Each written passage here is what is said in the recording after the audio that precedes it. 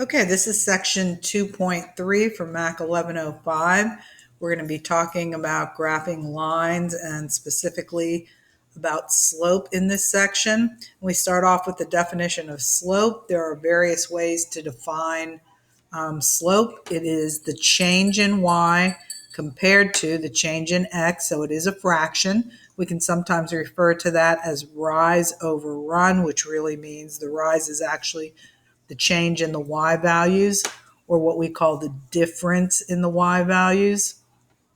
And the run is the change in the x values, or the difference of the x values.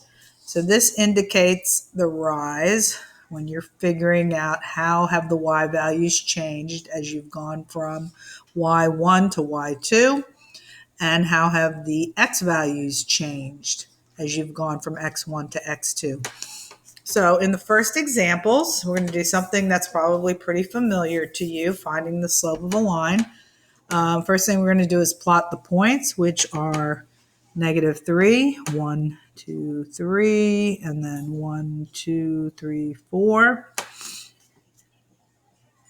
And then we're also going to plot x2, y2, which is 2, -2. So 2 down, and then 2 over and 2 down.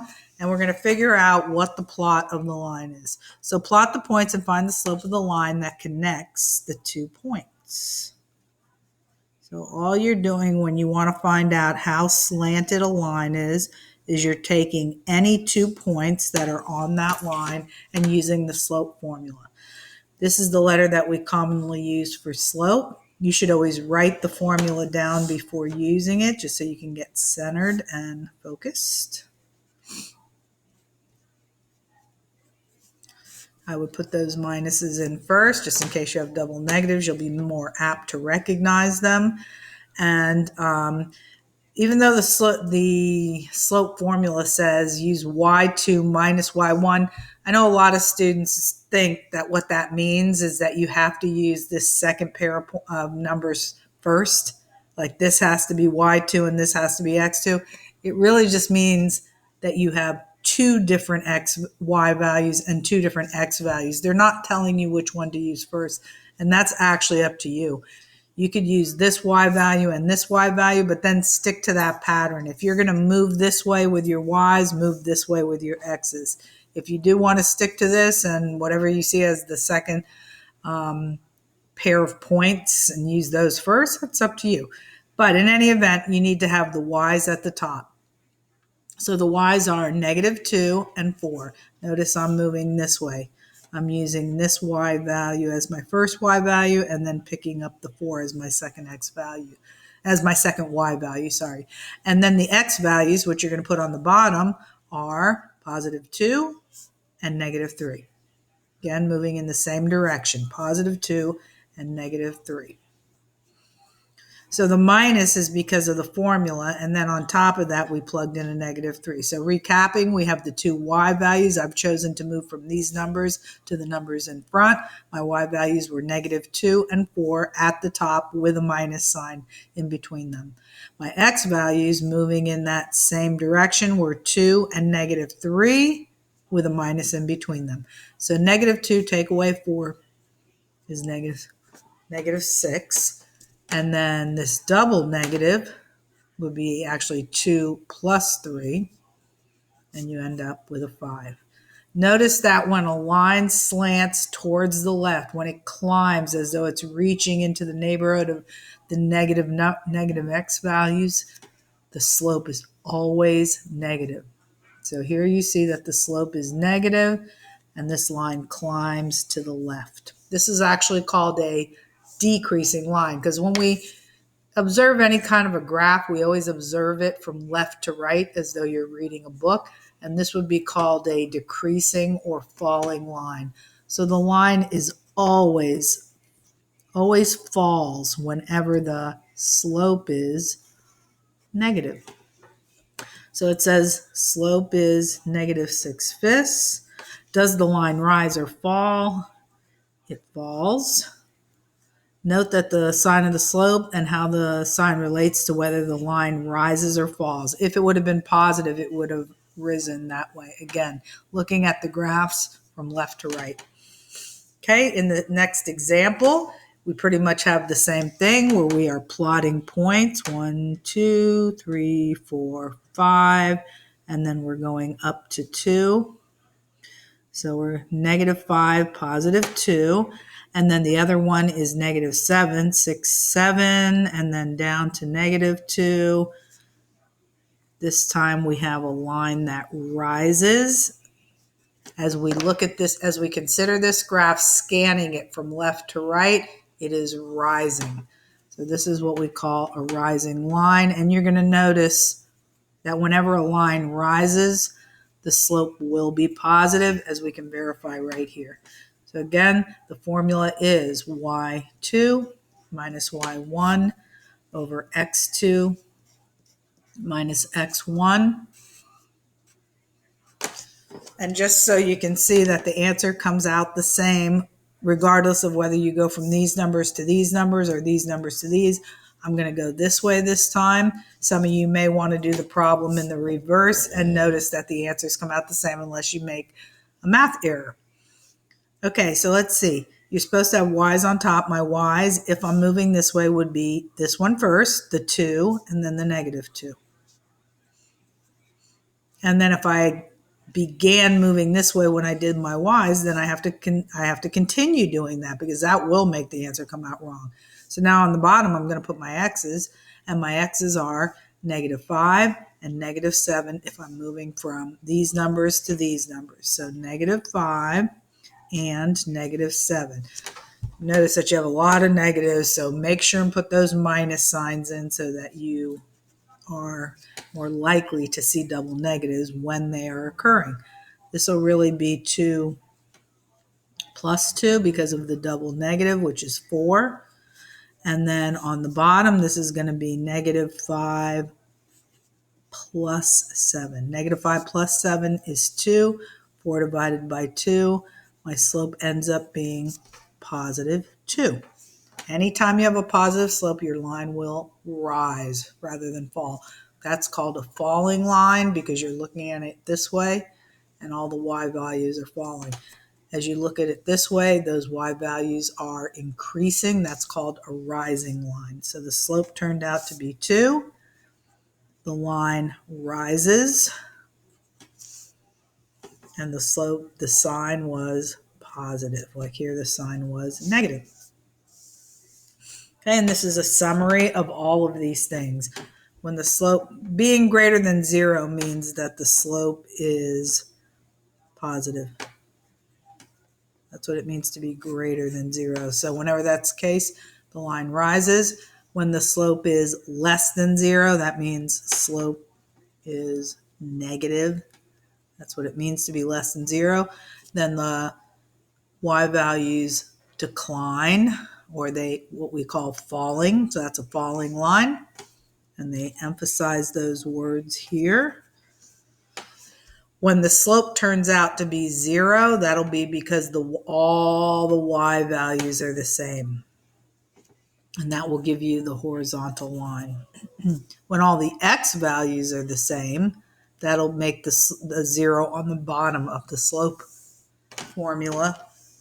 And we say that slope is undefined. All right. Moving to the next page.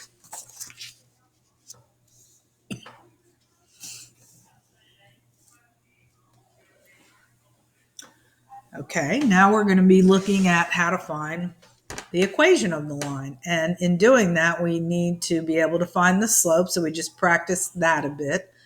And one way to find the equation of a line, an equation that describes the line, is to be able to take 2 points. One will be called x1, or be able to take 1 point actually that has 2 coordinates. Excuse the way I said that. So y coordinate and an x coordinate, and that'll be a point that's on this line, and also being able to find the slope. So sometimes you will have to find the slope yourself. Sometimes it'll be given. And you can use this formula for finding the equation that describes the entire line and not just the slope.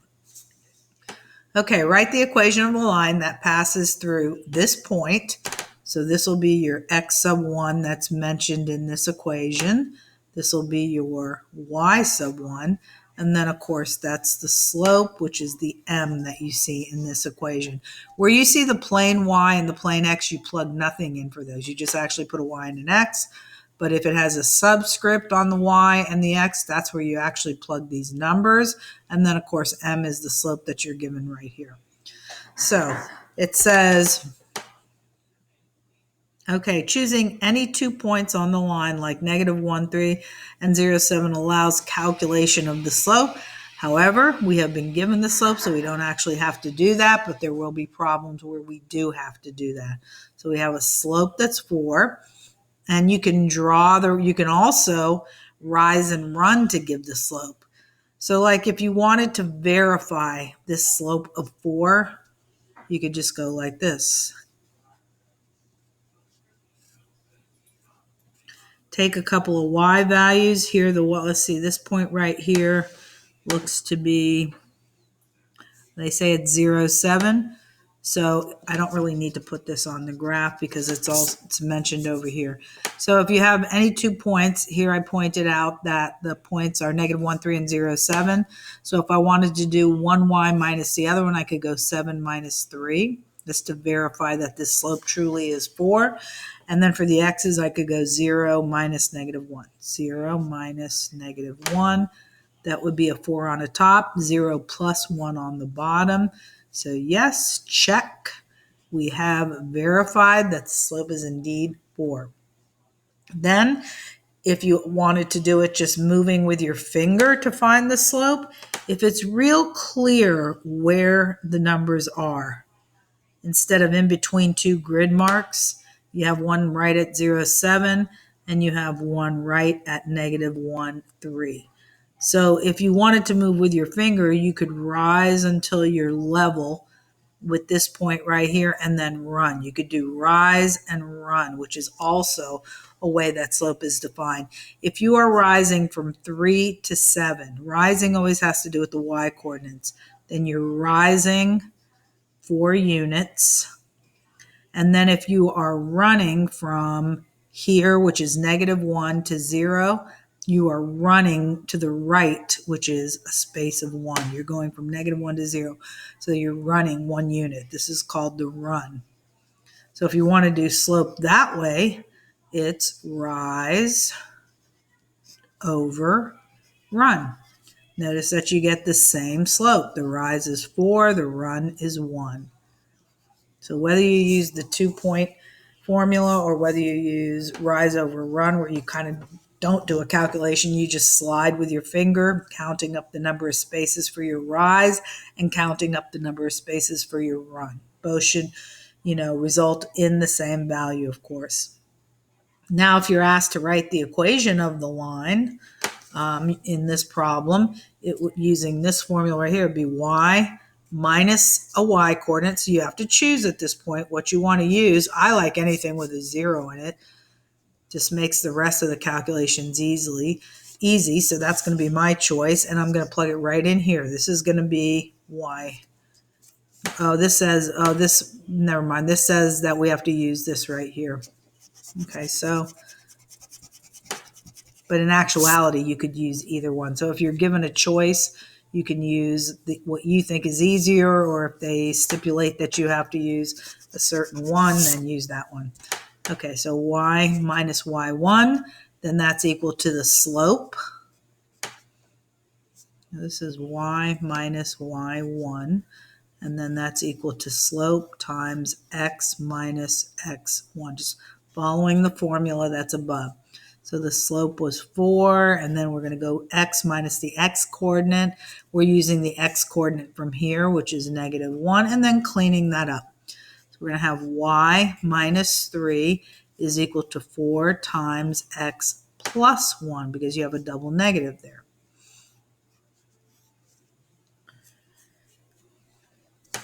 Okay, now if you may be allowed to leave it like this, this would be what's called point slope form.